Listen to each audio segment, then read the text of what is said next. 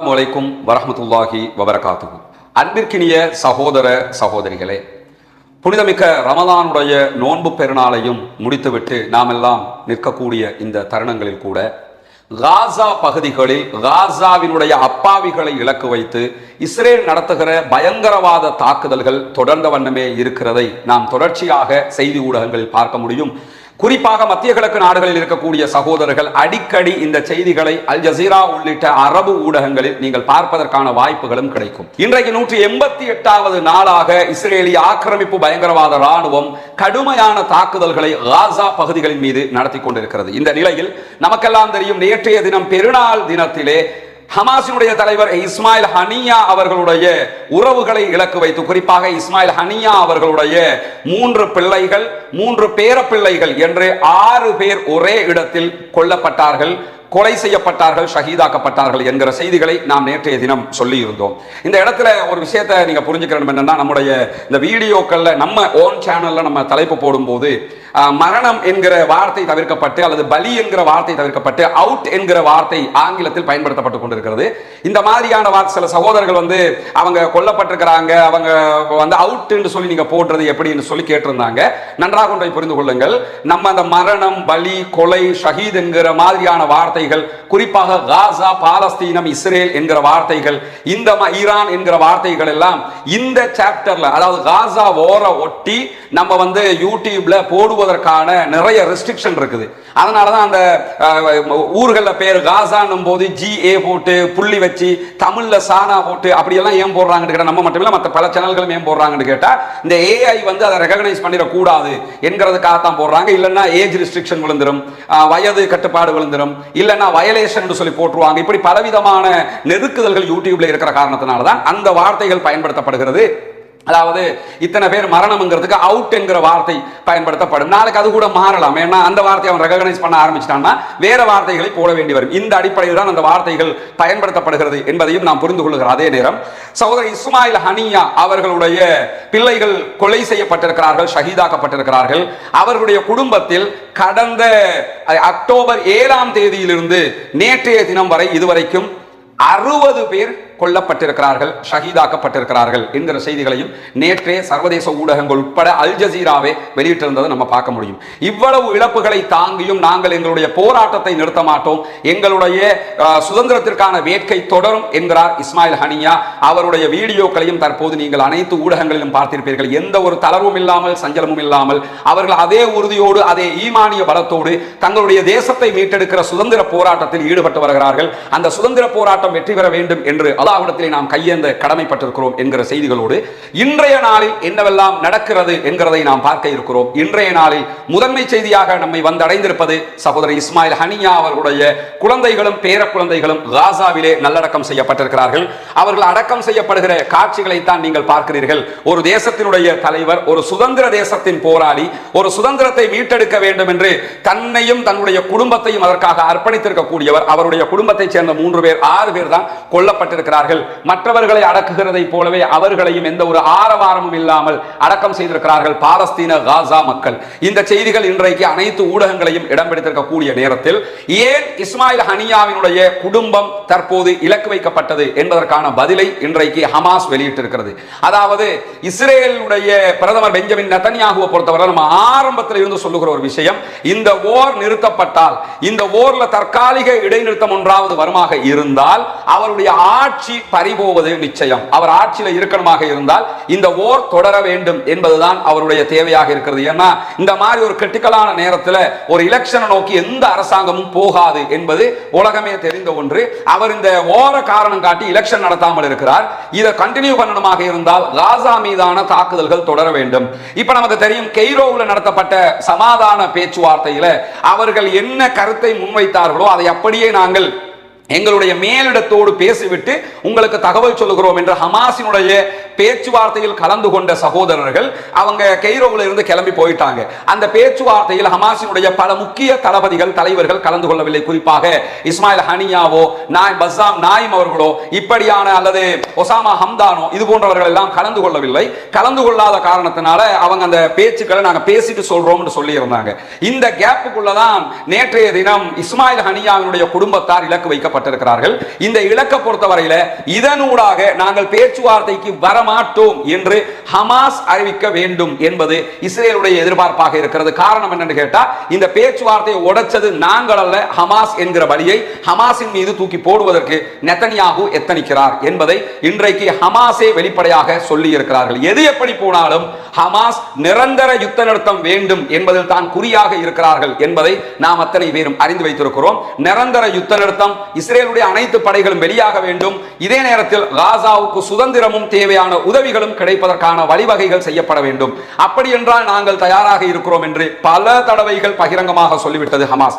இந்த நிலையில் தான் இந்த தாக்குதலும் நடத்தப்பட்டிருக்கிறது. இந்த தாக்குதலினால் பேச்சுவார்த்தைகளில் தொய்வு ஏற்பட வாய்ப்பு இல்லை என்கிறார்கள் சர்வதேச வல்லுநர்கள். பொறுத்திருந்து பார்க்கலாம் என்ன நடக்கிறது என்பது. இன்றைய தினம் இஸ்மாயில் ஹனியாவினுடைய குழந்தைகள் நல்லடக்கம் செய்யப்பட்டிருக்கக்கூடிய நேரத்தில் இஸ்ரேலுக்கு ஆதரவாக பல நாடுகள் தற்போது திரண்டு வருகிறது என்கிற செய்திகள் வெளியாகி கொண்டிருக்கிறது. திரண்டெல்லாம் வரல, திரண்டு வர்றதாக இந்த கூடிய தமிழ் பேசுகிற சில யூடியூபர்ஸ்கள் அப்படியான செய்திகளை சொல்லிக் கொண்டிருக்கிறார்கள். குறிப்பாக நமக்கு தெரியும், தற்போது சர்வதேச அளவிலே மத்திய கிழக்கில் ஒரு பதட்டமான நிலை ஏற்பட்டிருக்கிறது. உலகத்தில் ஒரு முக்கியமான சில சண்டைகள் பல இடங்களில் நடைபெற்று வருகிறது. குறிப்பாக ஆப்பிரிக்க நாடுகளில் நடக்கக்கூடிய சில சண்டைகள் இருக்கிறது. இதே நேரத்தில் உக்ரைன் ரஷ்யாவினுடைய வார் நடைபெற்றுக் கொண்டிருக்கிறது. உக்ரைன் பலத்த சேதங்களுக்கு உள்ளாகி கொண்டிருக்கிறது. உக்ரைனுடைய பல நகரங்களை ரஷ்யா கைப்பற்றிக் கொண்டிருக்கிறது. உக்ரைன் மீதான தாக்குதல்களை ரஷ்யா தொடர்ந்து நடத்தி கொண்டும் இருக்கிறது என்கிற செய்திகளும் ஒரு புறம் இருக்கிறது.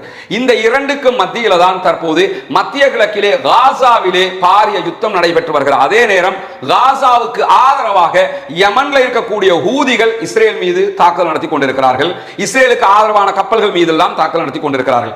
அதே போன்று லெபனானிலே இருக்கக்கூடிய ஹிஸ்புல்லாக்களும் இஸ்ரேல் மீது தாறுமாறான தாக்குதல்களை நடத்தி கொண்டிருக்கிறார்கள். ஈராக்கிலே இருக்கக்கூடிய ஒரு குழுவும் ஈலாது துறைமுக நகரை இலக்கு வைத்து தொடர்ந்து ட்ரோன் அட்டாக் செய்து கொண்டிருக்கிறார்கள்.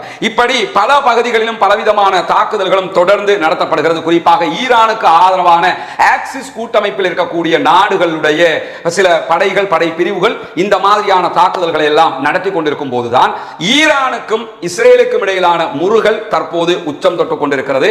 உலக அளவில் இருக்கக்கூடிய மிக முக்கியமான 43 நாடுகளில் இருக்கக்கூடிய தூதுவராலயங்களை இழுத்து மூடி இருக்கிறது இஸ்ரேல். குறிப்பாக டெல்லியில் இருக்கக்கூடிய இஸ்ரேலுடைய தூதுவராலயம், மும்பையில் இருக்கக்கூடிய துணை தூதுவராலயம் என்று எல்லாமே மூடப்பட்டிருக்கிறது. காரணம் என்ன? எந்த நேரத்திலும் இஸ்ரேலுடைய தூதுவராலயங்களை இலக்கு வைத்து அதாவது ஈரான் தாக்குதல் நடத்தக்கூடும், அதற்கான தயாரிப்புகளில் ஈரான் இருக்கிறது என்கிற செய்திகள் வெளியாகி இருக்கும் போது சைப்ரஸ், நமக்கெல்லாம் தெரியும், சைப்ரஸ் ஒரு நடுநிலை வகிக்கிற நாடாக உலகத்திற்கு காண்பித்துக் கொண்டிருந்தது. ஆனால் உண்மை அதுவல்ல என்பது இன்றைக்கு வெளியாகி இருக்கிறது. பூனைக்குட்டி வெளியிலே பாய்ந்திருக்கிறது. சைப்ரஸ்ல இருந்துதான் உணவுகளை நாங்கள் காசாவுக்கு கொண்டு வர போறோம், காசாவுல துறைமுகம் கட்டி கொண்டிருக்கிறோம் என்று அமெரிக்கா அடிக்கடி சொல்லிக் கொண்டிருந்த நிலையில் இன்றைய நாள் சைப்ரஸ் இஸ்ரேலோடு சேர்ந்து ஒரு ராணுவ பயிற்சி, குறிப்பாக விமானப்படை ராணுவ பயிற்சி ஒன்றை இன்றைக்கு முழுமையாக அவர்கள் நடத்தி கொண்டிருக்கிறார்கள். இதுதான் சைப்ரஸில் நடத்தப்படக்கூடிய அந்த ராணுவ பயிற்சியினுடைய ஒரு புகைப்படத்தை தான் நீங்க பாக்குறீங்க. அதாவது இஸ்ரேலும் சைப்ரஸும் இணைந்து இந்த பயிற்சியில் ஈடுபட்டிருக்கிறார்கள். இதிலே ஈரானுடைய இலக்குகளை தாக்குவதை போன்ற சித்தரிப்பு காட்சிகள் மீதான தாக்குதல்களும் நடத்தப்பட்டிருக்கிறது. பயிற்சி எடுக்கும் போது பயிற்சி எடுக்கிறதுக்காக சில டெமோக்களை பண்ணி இருப்பாங்க. அந்த டெமோக்கள் மீது தாக்குதல் நடத்துவாங்க. உதாரணத்துக்கு ஊதிகள் பயிற்சி எடுக்கும் போது அதாவது இஸ்ரேலுடைய பகுதிகளில் தாக்குதல் நடத்துற மாதிரி டெமோ பண்ணி அட்டாக் பண்ணுவாங்க. கரெக்டா அந்த இலக்கை தாக்கணுங்கிறதுக்கான பயிற்சியாக எடுக்கிறாங்களாங்கிறது நமக்கு தெரியல. அந்த மாதிரி அவர்கள் காட்டுற மாதிரி இவங்க என்ன பண்ணிருக்காங்கன்னு கேட்டா, ஈரானுடைய இலக்குகள் மீதான அட்டாக் பண்ற மாதிரி இன்றைக்கு ராணுவ பயிற்சிகளில் சைப்ரஸும் இஸ்ரேலும் சேர்ந்து ஈடுபட்டு இருக்கிறது. சைப்ரஸ் முழுவதுமாக இஸ்ரேல் பக்கம் நிற்கிறது என்பதிலே மாற்று கருத்தில்லை. அதாவது நாங்க யார் தெரியுமா, எங்களுக்கு எவ்வளவு கெத்து தெரியுமா, நாங்க அடிச்சு தூக்குவோம் தெரியுமா என்றெல்லாம் இந்த உலகத்துக்கு பீத்திக்கிட்டு தெரிஞ்சவங்க இஸ்ரேல் எப்படி தெரியுமா என்றெல்லாம் இந்த கொஞ்சம் பேர் பேசிக்கிட்டு தெரிஞ்சாங்கல்ல, தம்பி பொக்கிஷத்துல இருந்து இப்ப பொக்கிஷத்துக்கு வால் பிடிக்கிற ஒரு பொக்கிஷம் வந்திருக்காப்ல. அதாவது சீன்ல இல்லாத போது எப்படி சீனுக்கு வரணும், பொக்கிஷம் எப்படிப்பட்டவர் தெரியுமா என்றெல்லாம் அந்த புகழாரம் சூட்டிக்கிட்டு தெரியுறாங்கல்ல. இந்த குரூப் எல்லாருமே என்ன புரிஞ்சுக்கிறோம் கேட்டா, இஸ்ரேல்னா எப்படி என்று இந்த தம்பி உள்ளிட்டவர்கள் உலகத்துக்கு காட்டிக்கிட்டு இருந்தாங்கிறது நமக்கு தெரியும். இங்க இருக்கக்கூடிய இந்த பரபரப்பு அது மாதிரி குரூப் இருக்கிறாங்கல்ல, இவங்க அத்தனை பேரும் காட்டிக்கிட்டு இருந்தாங்கல்ல. நீ ஒரு பெரிய தைரியமான ஒரு நாடாக இருந்தால் அமெரிக்கா இல்லாமல் அவர்கள் ஹமாஸோடு மோதி இருந்தால் என்ன நிலை ஆகியிருக்கும்? இப்பவே அவங்க தோத்துட்டதாக அவர்களுடைய ராணுவ தளபதிகளே சொல்லிக் கொண்டிருக்கக்கூடிய நிலை உண்டாகி இருக்கிறது. அவர்களுடைய முன்னாள் நீதி அமைச்சரே பகிரங்கமாக சொல்லுகிற நிலையை நம்ம நேற்று சொல்லி இருந்தோம். இப்பவே இந்த நிலைமை இருக்கும் போது தனியாக வந்திருந்தா செருப்பு கலட்டி அடிச்சிருப்பாங்களா இல்லையா? நடந்திருக்குமா இல்லையா? அமெரிக்காவின் துணை கொண்டுதான் அவர்கள் எதையும் செய்வார்களே தவிர தனியாக வந்து மோதுகிற ஆற்றல் அவர்களுக்கு இல்லை என்பது உலகத்திற்கே தெரியும். தற்போது என்ன பண்றாங்கன்னா, ஈரான் தாக்குதல் நடத்தினால் எப்படி அதை எதிர்கொள்வது என்கிற விதத்தில் அவங்க சைப்ரஸை தற்போது கூட்டு கலைத்திருக்கிறார்கள். அமெரிக்காவினுடைய பிரதிநிதிகள் நாங்க சப்போர்ட்டுக்கு வரமாட்டோம் என்று சொல்லிக் கொண்டிருந்தவர்கள் நேற்றைய தினம் அமெரிக்காவினுடைய முக்கிய பல ராணுவ தளபதிகள் இஸ்ரேலுக்கு வியூகம் வகுப்பதற்காக வந்திருக்கிறார்கள் என்கிற செய்திகளும் வெளியாகி இருக்கு. ஈரான் தாக்குதல் நடத்தினால் அதை எப்படி எதிர்கொள்வது?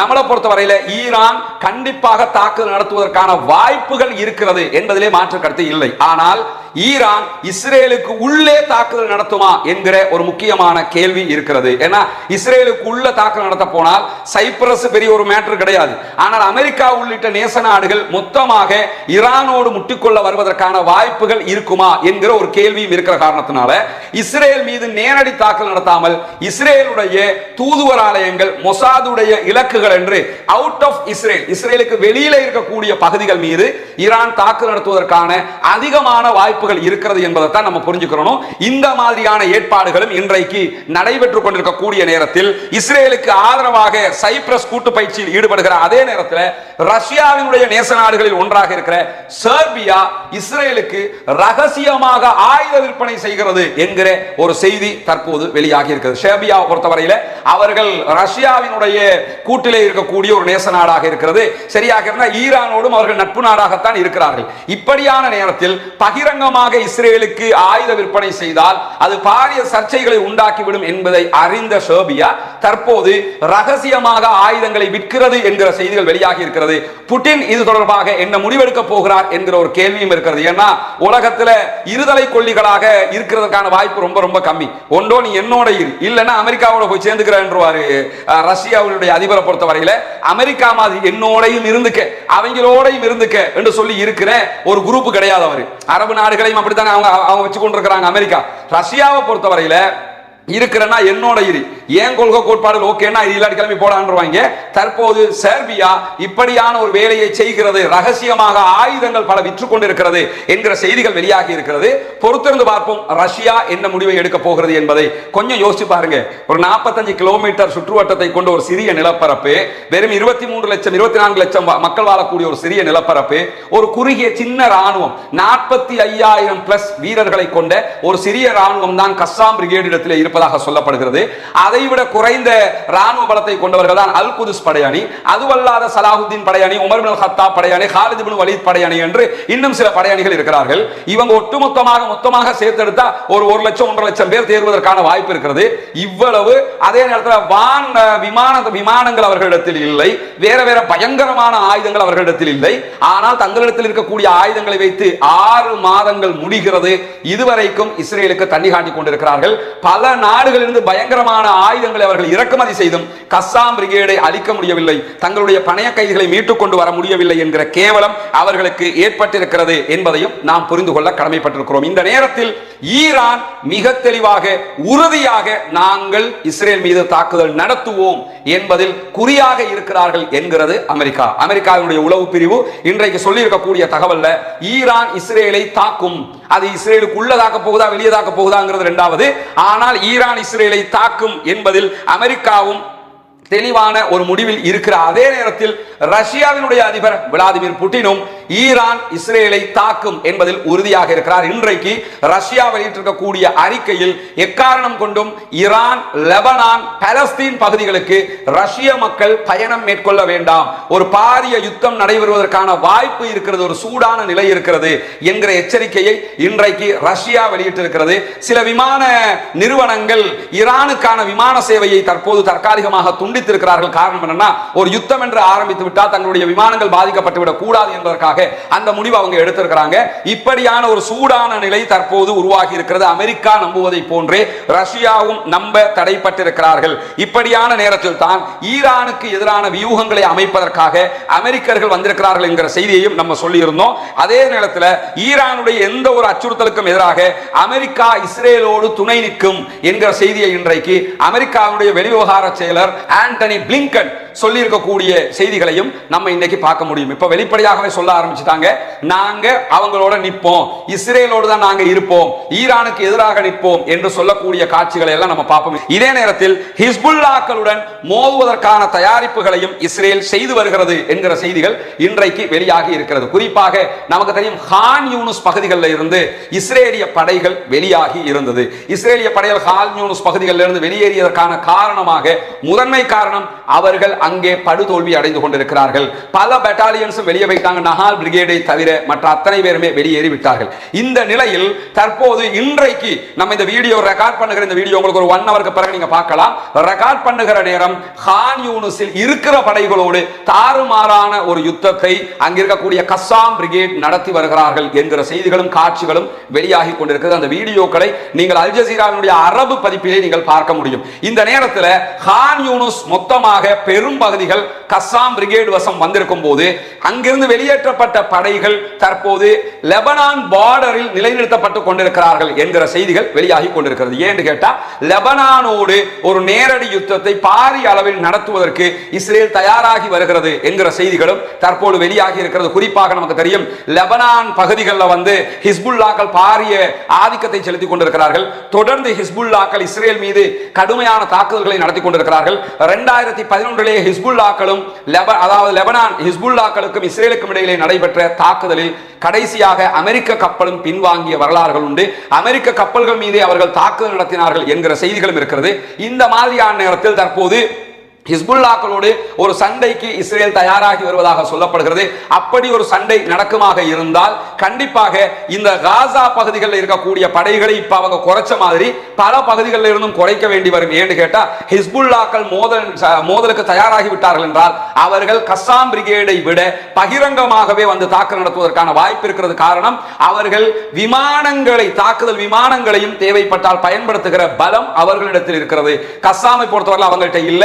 இதே ஹூதிகள்டையும் அந்த பலம் இருக்கிறது. எனவே ஹிஸ்புல்லாக்களோடு மோதுவது 2 நாடுகளோடு மோதுவதற்கு நிகரானதாக மாறிவிடும். பொறுத்திருந்து பார்க்க வேண்டும், ஹிஸ்புல்லாக்களை அவர்கள் எப்படி எதிர்கொள்ள போகிறார்கள் என்கிற கேள்வியும் தற்போது எழுந்து கொண்டிருக்கக்கூடிய நேரத்தில் தான் கஸ்ஸாம் பிரிகேட் தொடர்ந்து காசாவுக்குள் பலவிதமான தாக்குதல்களையும் நடத்தி கொண்டிருக்கிறார்கள் என்கிற செய்திகள் வெளியாகி கொண்டிருக்கிறது. குறிப்பாக இந்த நோன்பு 27வது நாளன்று அவங்க வந்து ஒரு பாரிய தாக்குதலை நடத்தி இருந்தார்கள். அந்த தாக்குதலுடைய வீடியோக்கள் கிட்டத்தட்ட 8 நிமிட வீடியோ. இதுவரைக்குமே கஸ்ஸாம் பிரிகேட் அப்படி ஒரு வீடியோ வெளியிட்டதே கிடையாது. 8 நிமிஷத்துக்கெல்லாம் மிஞ்சி போன 4 நிமிடம் 5 நிமிடம் வரைக்கும் அவர்கள் வீடியோ வெளியிட்டிருக்கிறார்கள். மொத்தமாக 8 நிமிடங்கள் இப்படி ஒரு வீடியோ வெளியிட்டிருக்கிறாங்க. அந்த வீடியோவில் இஸ்ரேலுடைய சோல்ஜர்ஸ் மீது தாக்குதல் நடத்தக்கூடிய பயங்கர தாக்குதல்கள் நடத்தக்கூடிய காட்சிகள் வெளியாக இருக்கு. குறிப்பாக இந்த புகைப்படத்தை பார்த்தீங்கன்னா, இவருக்கு முன்னாடியே ஒரு கேமராவை அவங்க வச்சிருக்காங்க. கேமரா கூட இருக்கிறது தெரியாம இந்த எருமை எட்டி பார்க்கிற காட்சிகளை நம்ம பார்க்க முடியும். இப்படி எட்டி பார்த்துட்டு போவான். அந்த வீடியோல முன்னாடி கேமரா தான் இருக்குது, அவனுக்கு அது கேமரான்னு தெரியல. கேமராவை மாட்டி வச்சுக்கிட்டு தான் தாக்குதல் நடத்தி இருந்தார்கள். மிக கடுமையான தாக்குதல்கள் அவர்கள் இஸ்ரேலிய ராணுவத்தை நோக்கி நடத்திய அந்த 8 நிமிட வீடியோவில் நிறைய மெர்காவா டேங்குகள் மீது தாக்குதல் நடத்தக்கூடிய காட்சிகள் எல்லாம் வெளியாகி இருக்கிறது. அந்த காட்சிகளோடு தான் அவர்கள் அந்த 8 நிமிட வீடியோவையும் வெளியிட்டிருந்தார்கள்.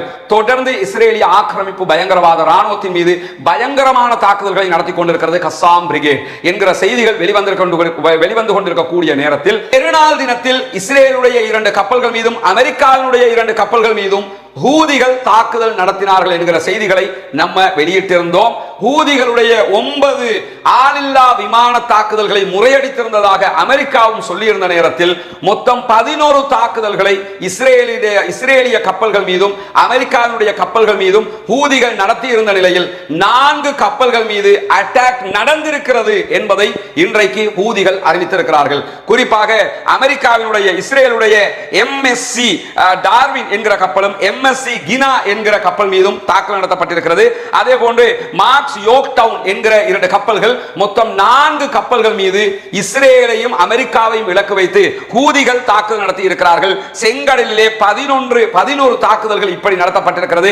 பாபல் மந்த பகுதிகளை ஆண்டு கொண்டிருக்கிறது செங்கடலிலே ஹூதிகள் என்கிற செய்திகள் எல்லாம் நமக்கு தெரியும். இப்படியான ஒரு பயங்கரமான தாக்குதலினூடாக தாங்கள் மீண்டும் பலமாக இருக்கிறோம் என்பதை ஹூதிகள் காட்டியிருக்கிற அதே நேரத்தில் இஸ்ரேலுடைய ஈராது துறைமுகம் மீதும் இன்றைக்கு அவர்கள் தாக்குதல் நடத்தி இருக்கிறார்கள். இஸ்ரேலுடைய இலக்குகளை வைத்து அவர்கள் பயங்கரமான தாக்குதல்களை நடத்தி கொண்டிருக்கிறார்கள் என்கிற செய்திகளும் இன்றைக்கு வெளியாகி இருக்கிறது.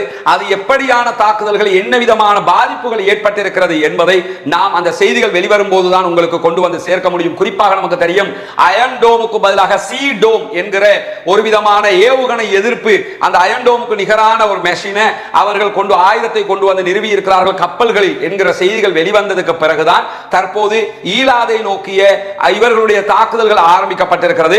பொறுத்திருந்து பார்க்க வேண்டும் அந்த தாக்குதல்களுடைய நிலை எப்படியாக இருக்கிறது என்பதை. இதே நேரத்தில் பெருநாள் தொழுகை நடைபெற்று அடுத்த நாள், அதாவது இன்றைய நாளில் காசாவில் இஸ்ரேலுடைய தாக்குதல்களால் 63க்கும் மேற்பட்டவர்கள் கொல்லப்பட்டிருக்கிறார்கள், ஷஹீதாக்கப்பட்டிருக்கிறார்கள்.